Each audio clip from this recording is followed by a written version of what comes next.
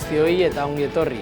Alardea ospatu da Hondarribian astelehen honetan. Beste behin ere desfile baztertzailearen aldeko kanpainek ez dute Jaizkibelekin batera irten izan nahi. Udalak argitaraturiko ebazpenari ez diote jaramonik egin eta ez dira Gernikako arbolan agertu.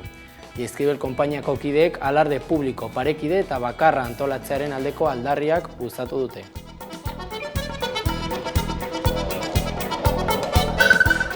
Kurtso politiko berrian hasitako bileran sortarekin jarraitu du astelehen honetan Imanol Pradales Eusko Jaurlaritzako lehendakariak, Eusko Legebiltzarrean ordezkaritza duen alderdiekin elkartzen dabil egunotan. Ostiralean Sumar eta Peperekin izan zituen bilerak eta gaurkoan PSE-ren txanda izan da. Topaketa hauek elkarrizketa eta lankidetza sendotzea dute helburu Pradalesek jakinarazi duenez.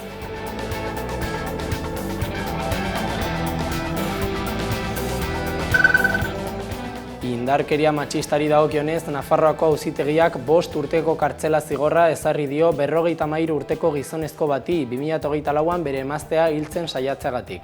Azken urtean zehar, errehabilitazioa egin behar izan du 300 egunez emakumeak eta hala ere, sekuela ditu oraindik ere.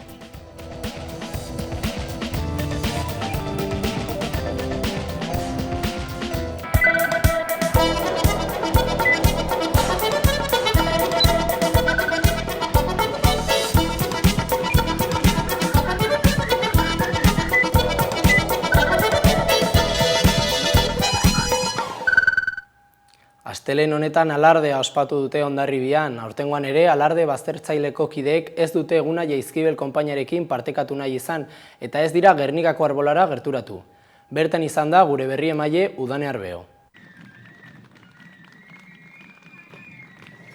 Ia 30 urte bete dira emakumeek Hondarribiko alardean parte hartu nahi zutela aldarrikatu zuten lehenengo egun hartatik. Jaizkibel konpainiak esan du ez direla nahikoak eman diren urratsak eta ausardia eskatu die udal politikoei. Jaizkibelgo kideak goizeko 8 laurden gutxiagotan batu dira Gernikako arbolan. Udalak egokitutako espazioan ziren egon behar zuten orduan. Gainontzeko konpainek ere bertan egon behar zuten, baina Jaizkibelen alboan ez agertzearren araudia hautsi eta ez dute udalaren dekretua bete. Alarde baztertzaieko kantinerak eta zaldiak besterik ez zeuden. Hortaz ez da konpainia ezberdinetako lagunen arteko elkargunerik izan. Nora Ferreira konpainia parekideko kapitainak esan du udalaren ebazpenarekin ados ez egon arren beraiek argi zutela beteko zutela. Gu ez daukagu inolako problemarik, gu denok batera nahi dugu atera, argi dago beraiek nahiago dutela alardea ez egotea edo ez betetzea beraien tradizioa edo ordutegia gure ondoan egon baino. Bada esan eta egin, 8etan abiatu dira Gernikako arbolatik. Txaloak eta irrintziak izan dira protagonista ibilbide osoan. Gero eta gehiago dira desfile parekidean eta urtez urte gero eta babes handiagoa dute. Dena den oraindik bada jai baztertzaileen alde egiten duenik eta bizkarra ematen dienik. Gainera gehienak neska gazteak dira. Kale nagusian gorazioa zela ohi bezala Jaizkibel babestera joan diren zenbait erakunde, alderdi politiko eta eragile feministetako ordezkariekin egin dugu topo. Udaleko arkupeetan ordezkari politiko zein sozial ezberdinak zeuden eta Elizako eskaileretan udal gobernu taldea zein Hondarribiko udaleko beste ordezkari politikoak, Gipuzkoako Foru Aldundia, Eusko Jaurlaritza zein Emakunde edo Ararteko. Elizara iristen Ferreira kapitainak gutun bat eman dio alkateari, estrategia aldaketa bat eskatuz. Eta igual ja dela garaia aldatzeko estrategia eta funtzionatzeko modua, ez? Hori izan diogu batez ere gutunean, oneraino Jaizkibel egon dela prest, hori elkarrizketarako eta beraiek ez dira inoiz eseri eta orduan hori pixka bat jarri diogu, nahi dugula bere 4. urtean, ez? Udal karguan pixka zerbait egitea mesedez. Eta ja, por fin, hau hartu eta aldaketa nabarmen bat egon behar dela, aurten ez delago egon, ez da aurrera pausurik. Desfile osoan Jaizkibelen aldeko keinu asko ikusi ditugu eta Palestina ere presente izan dute. Jaizkibelgo kideen eskopeta batzuetan Palestinako bandera zeramaten, eta amaierara heltzen ari zirela ereduzara Jaizkibel leloa zuen pankarta eskegi dute eta alboan Jaizkibelen zapi erraldoi bat, Palestinaren aldeko aldarriarekin.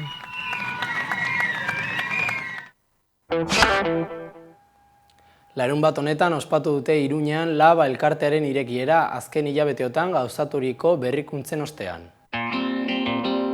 Iruñeko Gaztelu plazako Labalkarteak bere ibilbide berriari hasiera eman zion irekiera festa batekin joan den larun batean.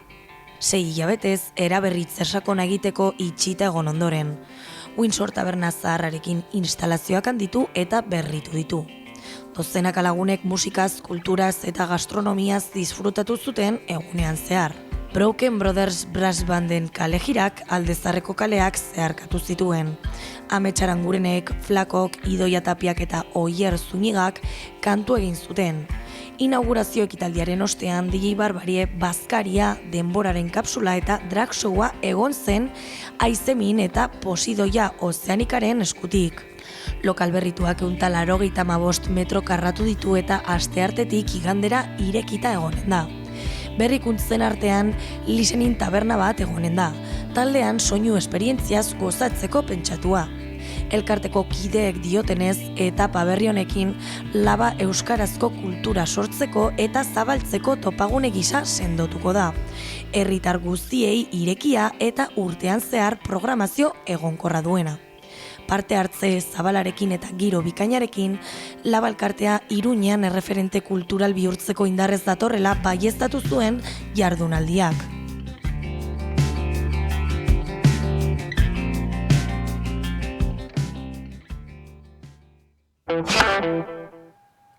Maderas de Llodio konpainiak kaleratze kolektiboa abiatzeko asmoa iragarri du. Enpresa batzordeak neurri modu improvisatuan jakinarazi dutela salatu du.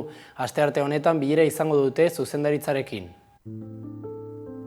Maderas de Llodio enpresak kaleratze kolektiboa abiatzeko asmoa duela iragarri du. Enpresa batzordeak azaldu duenez, oraindik ez dute xehetasun gehiagorik. Izan ere, ezagutzera eman dutenez, zuzendaritzak modu improvisatuan eman zuen kaleratzeen berri, eta langileen egonkortasuna arriskuan jar dezaketen beste neurri batzuk ere aipatu zituen. Laudioko enpresak 151 langile ditu, eta batzordearen arabera oraindik ez dakite neurriak zenbat langileri eragingo lioken. Bestalde, erabakiak jakinarazteko modua guztiz onartezina dela salatu du enpresa batzordeak. Adierazi dutenez, ez zuten aurretik bilerarik deitu eta momentu horretan plantan zeuden ordezkariei modu improvisatuan ezagutarazi zieten neurria. Beraz, kaleratze kolektiboaren prozedura bertan bera uztea eta hitzarmenaren negoziazioak berriz hastea eskatu du batzordeak. Lab sindikatuak jakinarazi duenez, astearte honetan bilduko dira zuzendaritzarekin eta langileen asanblada bat antolatuko dute. Pasaden larun batean aurkeztu zuten Nafarroako bertsolarien txapelketaren 47. edizioa, aurten lehenbizikoz finala Nafarroarenan ospatuko dute. 2025ko Nafarroako bertsolarien txapelketaren 47. edizioa urriaren 4 hasiko da auritzen, eta azaroaren 29an lehen aldiz finala ospatuko da Nafarroarenan, Iruñean. Antolatzaileek bertsolaritza Nafarroan izaten ari den gorakadaren ondorioz, urrats kualitatibo eta kuantitatibo bat emateko apustua egin dute, eta ondorioz Iruñean eginen dute finala. Txapelketan 24 bertsolarik hartuko dute parte, eta saioak 8 herritan izanen dira. Auritzen, Mutiloan, Iruritan, Los Arcosen, Agoitzen, Leitzan, Tafaian eta Iruñean. Final aurrekoetan 3 saio eginen dira Agoitzen, Leitzan eta Tafaian, eta horietan puntuaziorik onena lortzen duten bertsolariek eta 3 saioetako irabazleek izanen dute finalera sartzeko aukera. Finalean 8 bertsolari izanen dira, eta puntuaziorik altuena lortzen duten 2 bertsolariek buruz burukoa jokatuko dute txapela eskuratzeko. Parte hartzaileen artean lehen aldiz parte hartuko duen Katxin Madariaga izango da, eta baita 3 txapeldun hoi ere, Julen Zerai eta Julio Soto eta Saio Alkaiza. Antolatzaileek argi utzi dute bertsolaritza Nafarroan bizirik dagoela, eta Nafarroako bertsolari txapelketak hori erakutsiko duela gehitu dute.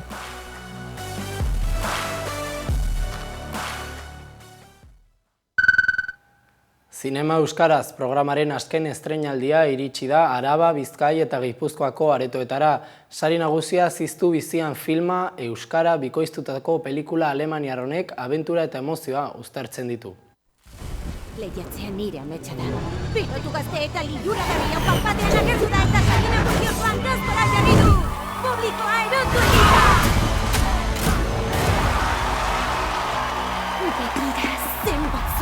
aurpegi. Sari nagusia ziztu bizian filma Zinema Euskaraz programaren azken estreinaldia izan da. Adin guztientzat zuzendutako film alemaniarra hau euskarara bikoiztuta ikusteko aukera izango dugu, Araba, Bizkaia eta Gipuzkoako areto desberdinetan. Eta irabaz nezake, hemen harrapatuta egongo ezbanitz.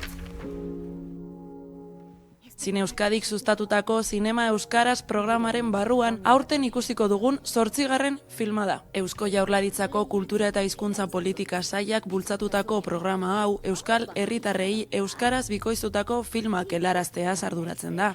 Zinemagintzan euskararen hedapena bultzatzeko. Europako sari nagusia! Eta azkenik, sari nagusiaren 4 aldiz txapelduna.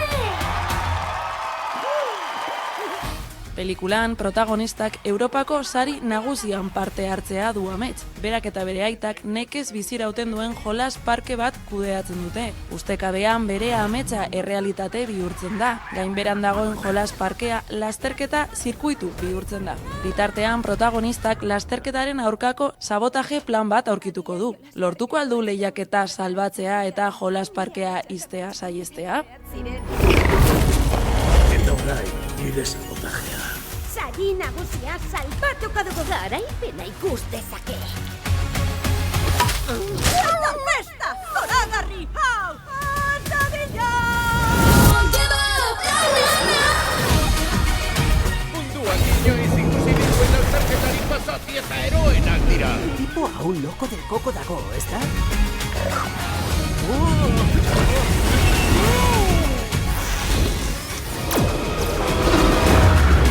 Talde bat gara.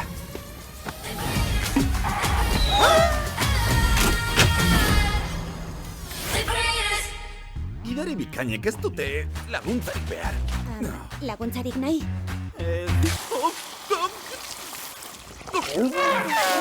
Ikusten, primeran nago.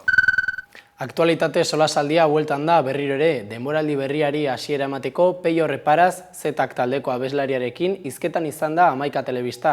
Hona hemen kontatu dizkigun hainbat kontu. Kaixo guztioi eta ongi etorri berriz ere udako porretatik bueltan aktualitate solasaldira. Denboraldi honetarako lehenengo saioa ikustezak ez duen bezala platotikat gauzatuko dugu eta oraingo honetan Donostera gerturatu gara. Pasa berri den asteburu honetan, ilunbe 3 bete du mitoaroa bik, euskal mitologian oinarritutako Zetak musikatalaren ikuskizunak. Eta guztionetaz hitz egiteko, hementxe gaude, guztionen protagonistarekin. Peio Reparaz, arratsaldeon. Arratsaldeon, zuen, plazara. Mila eskaramekarekin hitz egiteko tarte datu batzeagatik. Nola ez? Zer modu zaude asteburu honetan pasatako guztia eta gero? Naiz hori erantzuteko gai oraindik. Ez dakit. Hasi naiz sentitzen oraindik falta zai perspektiba, ez? Eta denbora pixka eta brumatuta nago orokorren. Hasi naiz sentitzen ja, egiten diotzo lantaldearen temperaturari, ez? Eta uste du jendea oso pozi dagoela, oso pozi dagoela. Hotelean ari naiz topo egiten jendearekin, ilumen baino gehiago, uste dut, ilumen guztiari zen krisiak soluzionatu beharrean, beraz, kruzatzen ginen, lauitz, urrengoa, venga, eta hemen bai, ari naiz pixka bat ikusten, hartzen temperatura, jendearen sentsazioei eta emozioei, eta jendea dago oso pozik, lortu dugulako ateratzea, badago ikusi ez den historio bat, hor, ez, mitoaroan, ez, eta da euskal jende gazte, talentudun eta militante pilo baten konpromesua eta arazoei aurre egiteko gaitasuna, ez, eta adaptazio gaitasuna, ez, eta historio hori ez da ikusi, baina nik lehen pertsonan bizi dut, eta ikusi dut nola nire inguruan jendea izan den gai krisi pilo bati buelta emateko. Eta hori, uste dut, mitoaroa showa bera baino ederragoa izan dela. 3 emanaldi, 40.000 pertsona, esan duzun bezala, agian erraz botatzen ditugu zifrak, baino guzti hori asimilatzea ez da agian horren erraza izango. Bueno, egia da, alakorik bizitzea, bizitzan behin tokatzen dela, ez? Eta niri tokatu zait. Eta ez dakit, da esperientzia bat, aldatu nahuena, modu batera da bestera esaterren.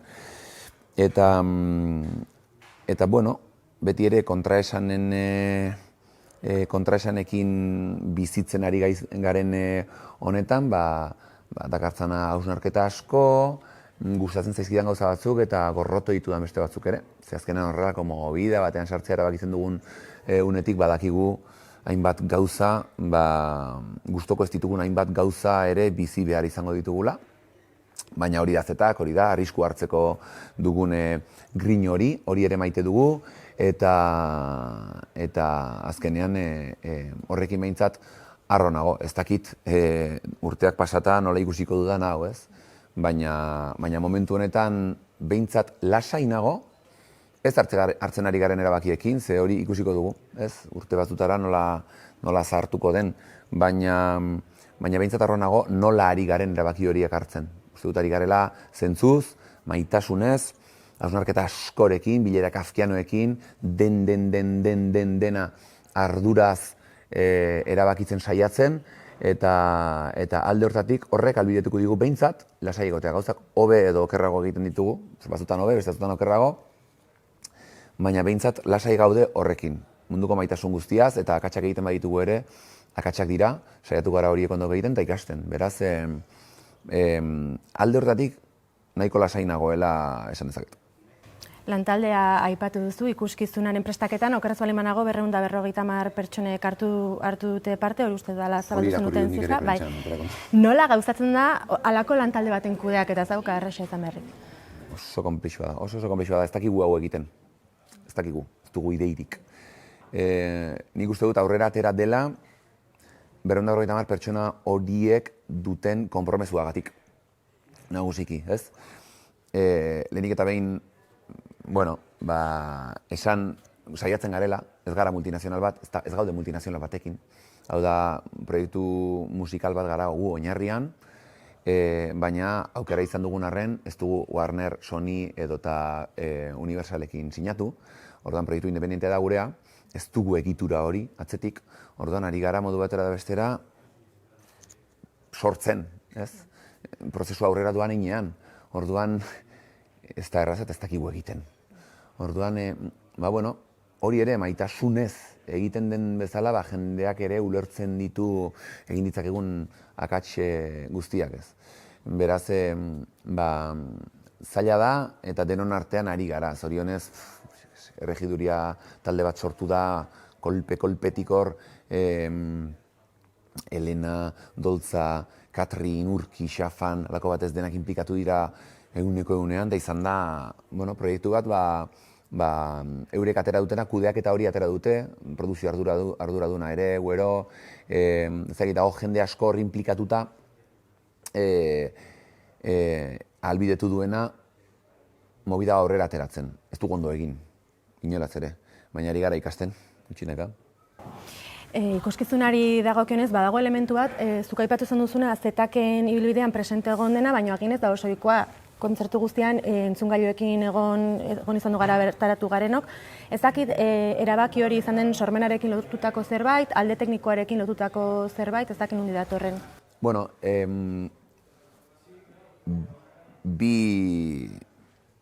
biak, bai narratiba, bai formatua, batera joan behar dira, modu batera da bestera ez.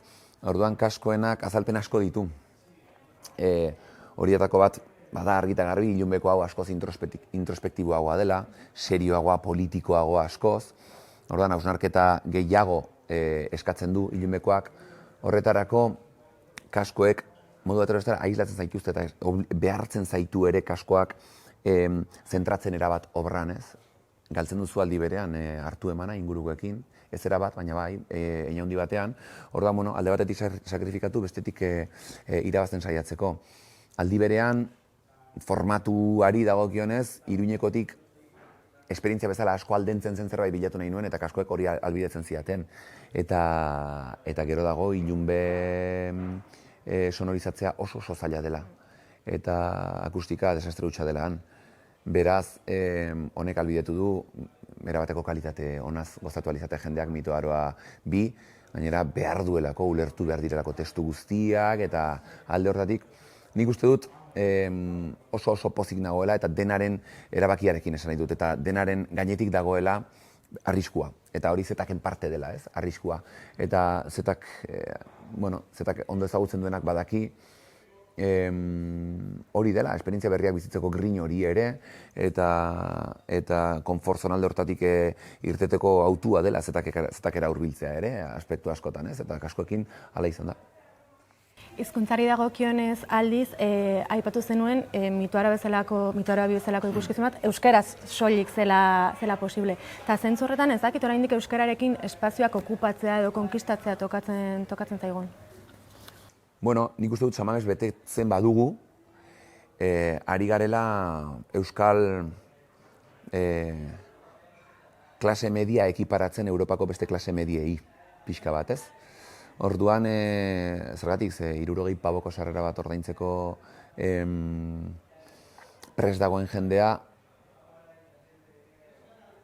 perfil bateko jendea da. Mundu guztiak ezin du hor egon. Eta horrekin kontziente gara, eta kontraesan, eta bizi gara ez dugu maite hori, egiten dugu, bai, sartagudan jo dugu, doako kontzertua Ipar Euskal Herrian, doako kontzertuak, ez dakit, saiatzen gara hurbiltzen Euskal Telebista Publikoan kontzertua eta showa, mitoaroa emititzeko autua ere egin dugu, baina argi eta garbi kontraesanetan bizi gara, ez? Nik uste dut euskarak behar dituela ere, bueno, gu ari gara hor ekarpen bat egiten, baina oso kontziente eta ere gure ekarpena baino presenteago daukat egiten ez garen ari ez garen ekarpen hori, ez? Uste dut gero eta presenteago dudala eta nik uste dut hori bai behar duela euskarak, ez? Ordan honi buelta bat eman behar zaiola sinisten dut. Kontraesana, kontraesan hutsa, nik hori esatea, baina hola da, hor dago puntu horretan gaude. Gai politikoi dagokionez, hori esan zenuen baita ikuskizuna politikoagoa izango zela, eta ikusi genituen kontzertuan zehar Palestinaren aldeko eta Gazaren genozidioaren aurkako alderriak adibidez. Badago oraindik ere debate bat, bozgoragailua duzuen pertsonek, ea halako erantzukizun kritikoa duzuen, ala ez dakitzuk zer pentsatzen duzuen honen inguruan. Ni horrelakotan beti Nina Simone datorkit burura. Ninak esaten zuen, artista batek behar duela bizi duen egoera, bizi duen unea bere artera trasladatu, ez? Eta nik arrazoia ematen diot, sentitzen dut benetan, nik ardura bat sentitzen dut, ez dakit, ni ohera joan behar naiz, lotara gero.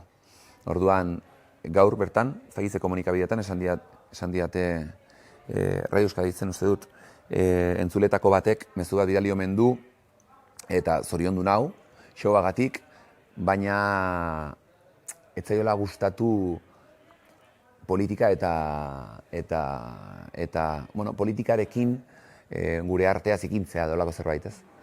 Eta, eske, nik ez dakit zer den zikinago, ez? Niko era joan behar dut. Eske, niko era joan behar dut, eta nire prioritatea hori da. Nio era noanean, oso zaila da, egunean alineatuta egotea, ez zaila ez ezinezkoa da, erabat ezinezkoa da, baina eske ni egunero era noa, eta ni arbizuarra naiz, ni bertan bizi izan naiz beti, idei batzuk ditut, eta behar dudana da, ohera joan eta esan begira, ahalik eta zintzoen izan naiz nire buruarekin, ez? Eta nola hostia izango da mitoaroa, nola obiatuko du mitoaroak Palestinan Israel gauzatzen ari den genozidioa, ez? Eske, ez nioke nire buruari sekula barkatuko. Orduan, nire kasuan mintzat, ez dut zalantzarik. Eta gai horretan ere kontraesan pilo bat ditugu, pilo bat. Spotifyen gaude oraindik. Hemen Coca-Cola genituen kamerinoan aurrekoan. Zuzenkido zeharka, azkenean, saltsan daude. Eta gu ere, ari gara, hor modu batera da bestera, horren parte izaten, ez? Eta uste dut, kontziente garen einean eta alden neurrian gainera mitoara bezalako mobidatean sartzen zarenean are zailagoa da alineatuta egotea. Eta konplexua da, oso konplexua da, baina une hori bizitza tokatu zaigu, hori bai, artea politikarekin zikintzeari dagokionez, zikinagoa litzateke bestean ikuste dut. Esan duzu azkeneko bederatzi hilabeteak ikuskizun honetan murgilduta pasatu dituzuela, konposatzeko azirik izan duzu azkeneko garai hauetan? Bueno, esan dezaket arro, pozik eta ilusio handiz abenduan aterako dela nire bizitzako abestirik importanteena, garrantzitsuena denetan, abenduan. Hor dut burua, de hecho hor dut burua eta gero San Mamesen. oso berezia da, 13-14 urterekin pentsatu nuena beste honekin lehenengo aldiz, eta orain aterako da, abenduan. Beraz, bai, tarterik atera dut, orain denbora gehiago izango dut, horrekin pentsatzeko eta horrekin lan egiteko, eta nago erabat emozionatuta abendukoarekin. Abenduak, ez dut esango. Abenduan normal. Bai. Larun batean aipatu zenuten mitoaren 3. atala, San Mames izango dela, esan duzu, 2026ko ekainaren 9an. Zer dela eta autua kokapenari dagokionez? Bueno, uste dut, jendeak aukera bat eman digula ere, ez? Lehen aipatutako kontraesan horien markoan, ere, Euskarari San Mames betetzearen aukera ematea, erronka polita dela, ez? Euskal Herriko artista batek bete du San Mames, eta hori Fito izan da, ez? Eta espainolez egin du, gauza handia da. Baina, orain uste du gure txanda heldu dela, eta egitera goaz, horrek supertzen duen guztiarekin. Maite dugunarekin eta ez hainbeste maite dugun horrekin, baina eskuan dugu aukera hori eta hausnarketa asko eta gero erabaki dugu egitea. Orain digo da, baina ez dakit zerbait aurreratu diezagukezun San Mamesen gertatuko den horren inguruan. Bai, ni Orwellen zalea izan naiz oso beti, eta 1984 liburuari erreferentzia gisa kokatuko da hau 2084an, 100 urte beranduago. Baina, oso liburu aktuala da, zoritxarrez, nik uste dut, eta joko asko eman dungo digu. Referentzia, keinu baino, erreferentzia bat izango da, argi eta garbi, lan hori, beraz esan dezakegu etorkizun distopiko batez ari garela, eta fikzioan harago joan nahi dugula oraindik. Bai. Datozen hilabetetan horretan murgilduta egongo zarete, baina ez dakit beste proiekturen bat izango duzun martxan aldi berean, ala Mitoaro 3rekin nahikoa izango duzu? Ez, badaukat beste bat, eta oso garrantzitsua da, eta da nire txakurra matx nik ateratzea eta ez nire aitak egunero.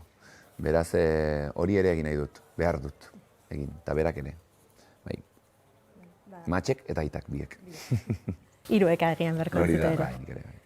Bueno, azken proiektu honekin, hemen utziko dugu elkarrezketa, Pierre Paraz, mila esker gurekin tarte bat elkarrantzagatik. Eskerik asko. Gaurkoan Bele taldearen basamortuan abestiarekin amaituko dugu saioa. Gogoratu Amaikaren webgunea eta sare sozialak eskuragarri dituzuela. Informazioa zabaldu nahi izanez gero. Mila esker zuen arretagatik, ondo izan eta bihar arte. Lorpenik ez da muturrekorik gabe eta salbatu duten urtentek, ito nahi